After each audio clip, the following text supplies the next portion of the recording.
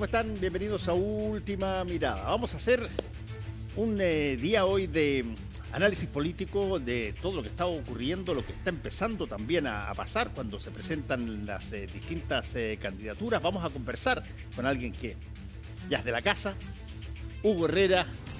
Bueno, Hugo Herrera es profesor de la Universidad Diego Portales. Muchas gracias, columnista, además de varios medios de comunicación. Así es que gracias, Hugo, por estar con nosotros una vez más. No, muchas gracias, Fernando, por la invitación.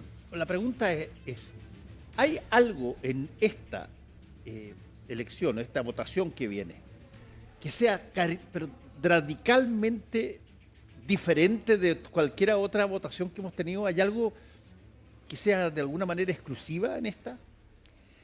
A ver, yo creo que hay una novedad que es la debilidad de la candidatura que tiene paradójicamente los partidos más fuertes detrás de ella. La UDI y Renovación Nacional son los partidos más grandes del país, que todavía existen dentro de un sistema de partidos que está implosionando de alguna manera. El PS podría ser otro partido vital, pero no está ahí y no va a estar, digamos. Y que esa candidatura esté a 2 puntos arriba de la de la de Johannes Kaiser, es sorprendente, digamos. Es sorprendente. Y lo otro que es sorprendente es que haya 3 candidaturas de derecha tan pareja, porque José Antonio Kast está 10 puntos más arriba, pero de todas maneras no está fuera de rango, digamos. Entonces, yo creo que eso es bastante sorprendente y demuestra que estamos como al final de algo. A mí me parece que estamos como terminando un ciclo. O sea, así como las izquierdas fulminaron a Carolina Toá, no me parecería extraño que las derechas terminaran por fulminar a la centro derecha, que es la de Evelyn Matei, digamos. Así, ¿y por qué tú dices que se fulminó a Carolina Toá? Porque por varias razones, o sea, yo creo que el porcentaje escaso que obtuvo, a manos además de una comunista, demuestra que su sector está en una crisis que, no sé, un año atrás no hubiéramos pensado, digamos. Carolina Toá, que es, por decirlo así, del núcleo central de lo que fue la concertación, de todo lo que representó para la transición, además por su padre, digamos, fue una persona capaz de reconciliarse dentro del nuevo sistema, y fue así, de un rato para otro, digamos, derrotada, a pesar de tener el apoyo del Partido Socialista, que es otro de los grandes partidos. A mí me llamó muchísimo la atención, o sea, si uno además la mira en sus cualidades, en sus competencias profesionales, personales, qué sé yo, me parece que tiene mucho más entidad como candidata que Janet Jara. Algo parecido uno podría hacer la analogía, digamos, entre Evelyn Matei y los equipos económicos, por ejemplo, de José Antonio Kast o de Sí. Johannes Kaiser. Ahora, ahí hay un punto bien interesante que tiene que ver un poco con lo que estás señalando a nivel de personas, pero ahora llevémoslo a nivel de instituciones. Se está produciendo algo que cada cierto tiempo viene en la historia, y lo hemos conversado muchas veces, que partidos que en un pestañear nomás eran tremendamente poderosos, hoy día son, pero están en el umbral prácticamente de la desaparición. El Partido Radical, el Partido Demócrata Cristiano, que era otro. Son partidos, incluso yo te diría, Renovación Nacional, que no presenta candidato personal en la derecha. Uno hubiese dicho, por favor, pero si esos eran los partidos que de alguna manera estructuraban el sistema hasta hace muy poco. Sí, o sea, la gran pregunta es que así como están muriendo candidaturas presidenciales, digamos, que uno diría eran las obvias, sobre todo después de un periodo de polarización, que parece que no ha terminado entonces, como la de Toá y Matei, uno dice, bueno, ¿cuáles van a ser los partidos que van a tener proyección más allá de esta elección? ¿Vienen los republicanos para quedarse o van a ser algo transitorio? ¿Subsiste la UDI y Renovación Nacional como los 2 grandes partidos? ¿Subsiste el PS como el gran partido de la centroizquierda? ¿Cómo va a quedar el PPD en esta pasada? Que la DC ya se anquilosó y quedó reducida a la mínima expresión, ya casi no es noticia, digamos. O sea, aparte Sí. de Huanchumilla, no tienen a nadie así como con fuerza en esta elección. Y el Partido Radical ya hace tiempo cumplió su ciclo, no más que la Concertación ha tenido esa gracia de que opera como una especie de archivo de partidos del pasado, digamos, a los que no destruye, sino que los mantiene ahí y conserva una tradición que mal que mal es importante, si todos esos partidos aportaron al país en algún momento. Pero yo creo que es una pregunta, o sea, y creo que a esta altura está quedando más que claro que el ciclo se está acabando. Y cuando el ciclo se está acabando, empiezan a morir los viejos elefantes. O sea, Claro. es eso lo que estamos viviendo. Y los que pasen, digamos, los que pasen, van a tener que pasar, pero renovándose mucho para poder adaptarse al nuevo ecosistema, por decirlo así. No, además, hay una cosa interesante, como tú muy bien lo expresaste, cuando se acaba el ciclo, y tú lo notas porque empieza a haber una decadencia manifiesta en lo que antes era muy poderoso, uno empieza a preguntarse, ok, ¿qué lo reemplaza? Lo reemplaza estas fuerzas que acaban de aparecer, qué sé yo, partidos como el Partido Social Cristiano, los republicanos, qué sé yo, Parisi, que ya está viejito, pero trata de meterse con un nuevo partido. En fin, ¿eso es lo que reemplaza o más que de partidos institucionales o partidos ideológicos, estamos hablando de personas que de alguna manera convocan por las características personales? Mira, yo creo que es tan difícil hacer proyecciones a esta altura, porque yo me topo por la actividad profesional, digamos, por las clases, con alumnos de la generación más chica que la del Frente Amplio.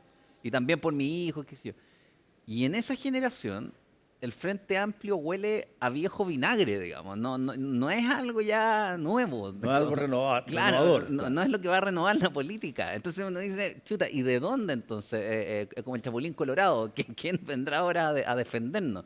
Eh, no se ve por dónde. Y si tú piensas los discursos de los 3, 4 candidatos que tienen mayores posibilidades de ser presidentes de la República en este momento, son discursos de otra época. Sí. O sea, hay estudios que muestran que no hemos salido de la crisis de legitimidad en la que está el país y la productividad se está yendo al suelo. Cuando tú tienes esas dos cosas en el suelo, la legitimidad política y la productividad económica, tú tienes a un país al que hay que hacerle ingeniería profunda, digamos. Y la pregunta es, ¿quién está preocupado de eso hoy día? ¿Está más preocupado de la chimuchina, de quién dijo qué, de qué sé yo? Pero yo pensaba, por ejemplo, hoy día fue la ENADE.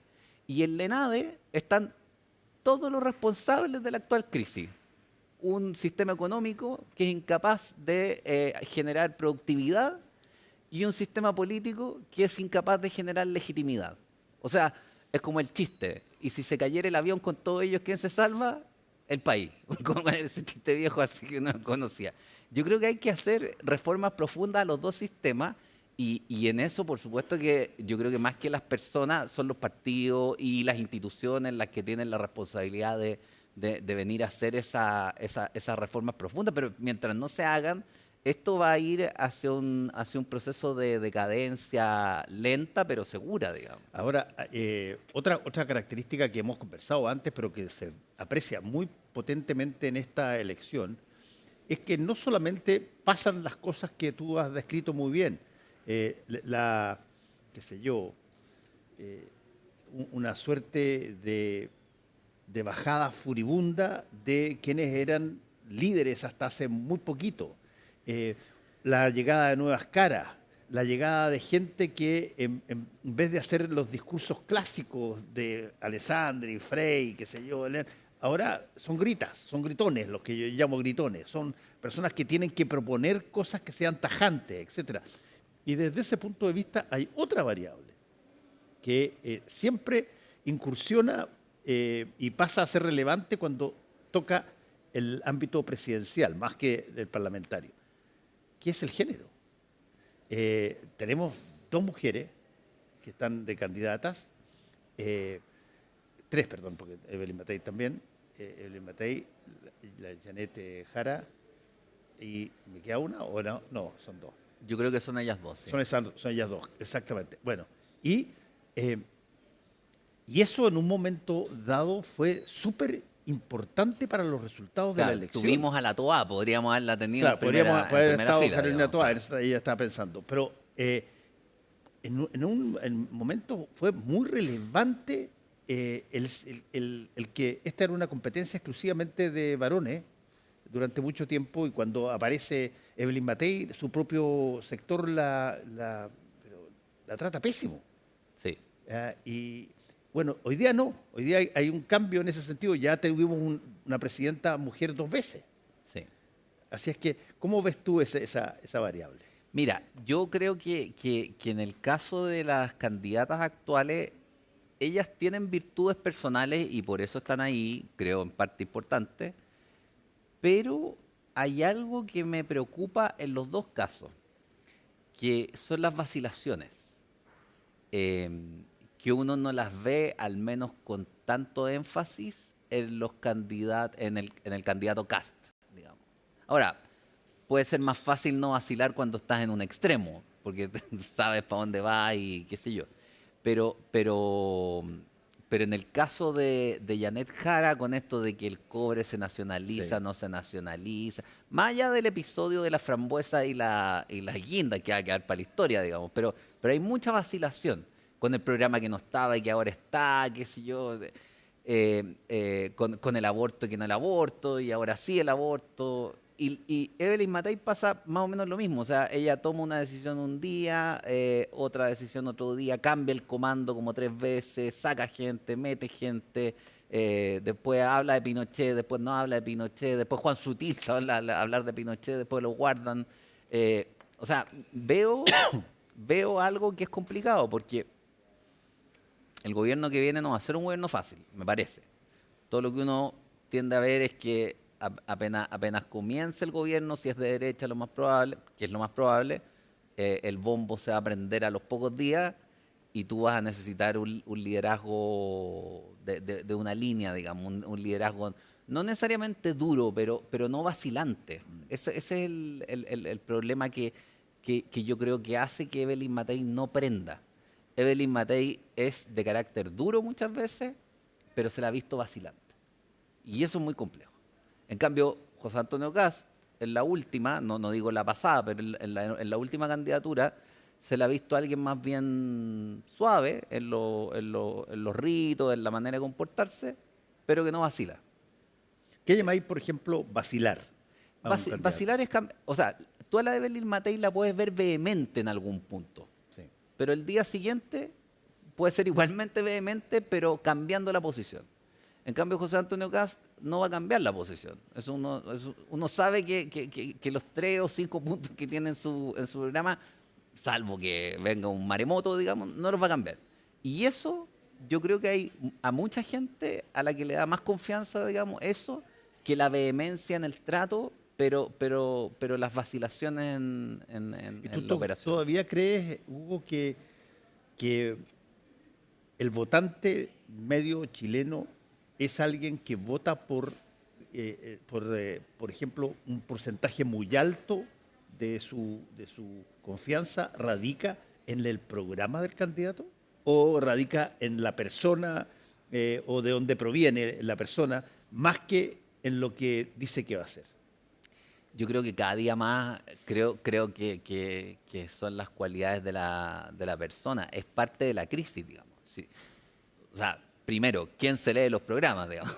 Yo me hago la lana de leer los programas y la verdad es que no culpo a nadie de que no se los lea, porque también no son programas en los que tú veas una visión del país, digamos.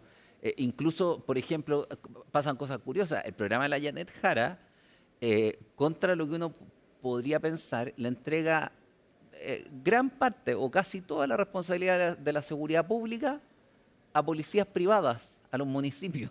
Y uno dice, ¿y dónde quedó lo público y gratuito, digamos, en este programa? Estamos privatizando la policía.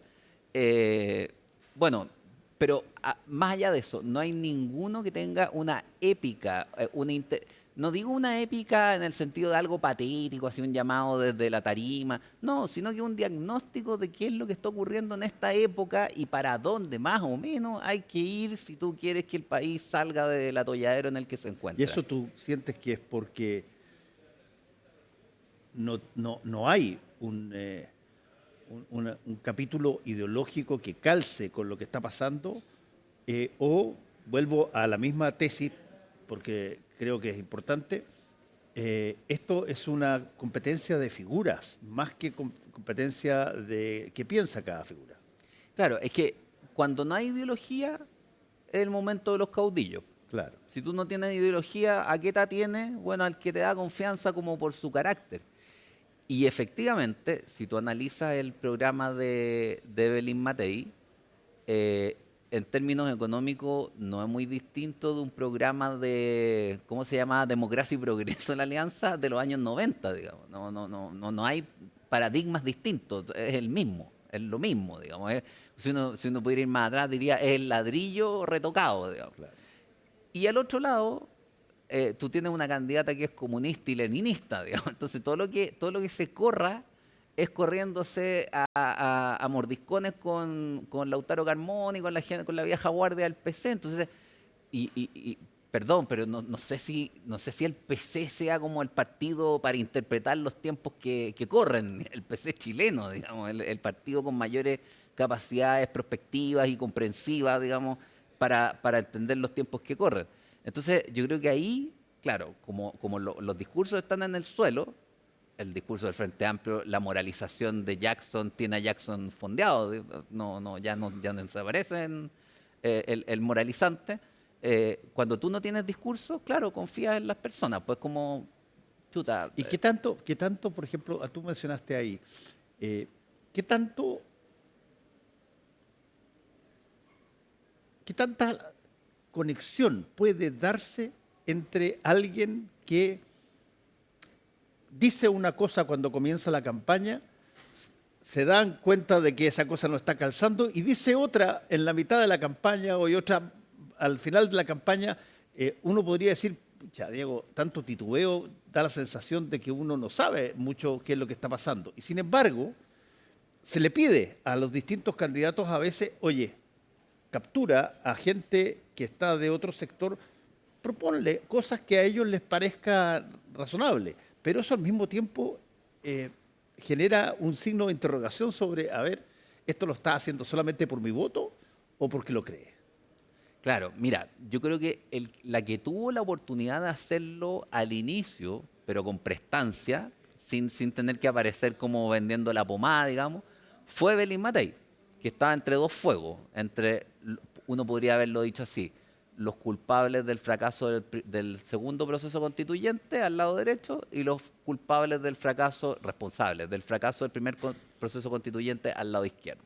Y ella podría haber dicho, el país necesita grandes acuerdos, o sea, yo estoy aquí al centro entre estos dos señores, esta señora y este señor, que no fueron capaces de darle al país gobernabilidad.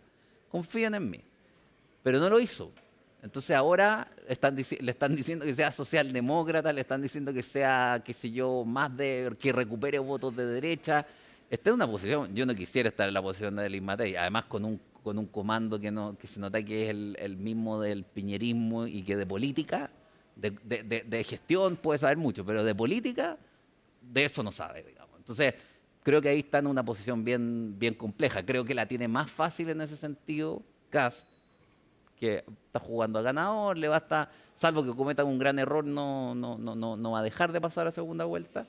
Y Jara, que la tiene segura también en segunda vuelta. O sea, el problema de Jara es qué va a pasar en segunda vuelta, si va a poder subir del 30 a un poco más de eso, digamos.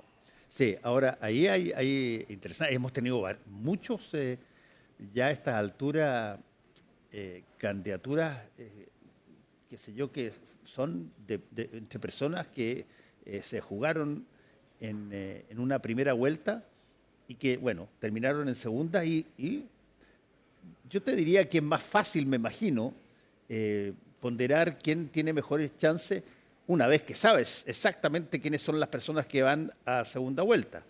Pero en primera vuelta, la duda que siempre existe es si es que hay candidatos que eventualmente funcionan para atraer votos, sabiendo que no van a ganar, pero funcionan para atraer votos y esos votos negociarlos en una segunda vuelta. Sí.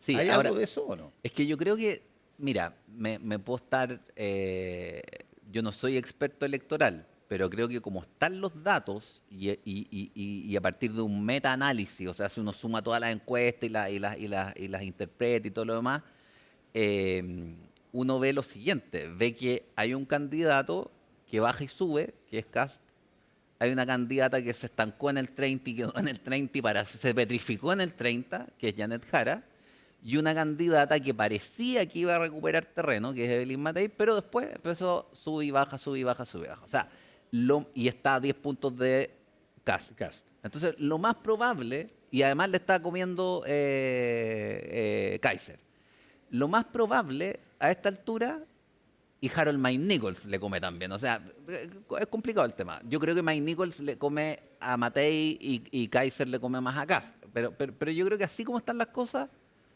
lo que va a ocurrir es que van a pasar los dos candidatos de los extremos a segunda vuelta. Eso te revela varias cosas, que la gente quiere cosas, decisiones claras, quiere resolver el asunto, cortar el nudo Giordano de un machetazo, quiere que el país se defina por algún camino. Puede significar muchas cosas, que ya se está aburrido de sectores medios que no logran llegar a grandes acuerdos. Pero creo que hemos estado en pocas elecciones, en primeras vueltas, digamos, con tanta certeza. Esto es política, todo puede cambiar, Sí. un patinazo de uno de los candidatos y ya vemos que eso puede producir efectos, pero así como están las cosas, yo creo que es muy difícil que se te alteren el cuadro, sobre todo porque los partidos que apoyan a Evelyn Matei no están jugados por su candidatura a muerte, digamos. La apoyan, se sacan fotos con ella y todo lo demás, pero también tienen su corazoncito con Kast, que entre paréntesis es un ex-UDI, si no es, Claro. no es un extraterrestre, digamos. Es No. una, Arturo Esquella fue de la UDI, son gente que conocen, digamos. ahora, una última pregunta, dentro de esa lógica, al revés de lo que pasa con Janet Jara, que tuvo una primaria, en el caso de la derecha, ellos llegan peleando hasta el día de la votación. No va a haber como acá qué sé yo, como una primaria con un candidato único. No, aquí el objetivo es transmitirle al votante que yo soy mejor que la otra persona.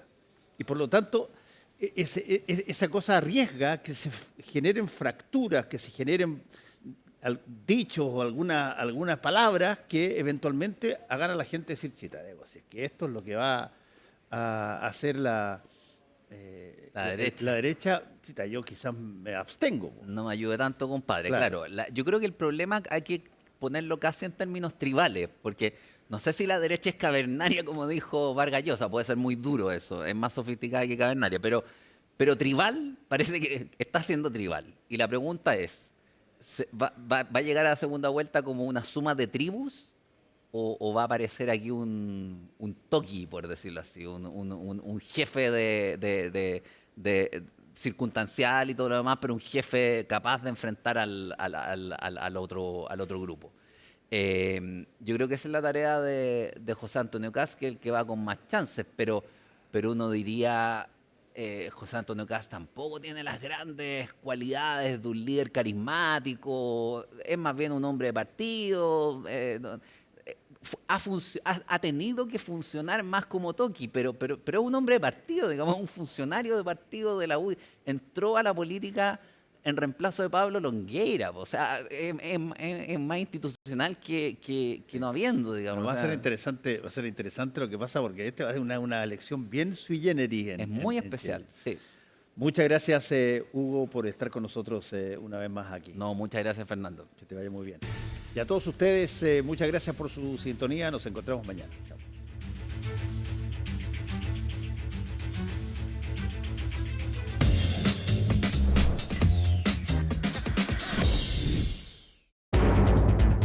Nuevas Marley Protein Coffee Bars. Un Marley Coffee hecho barrita.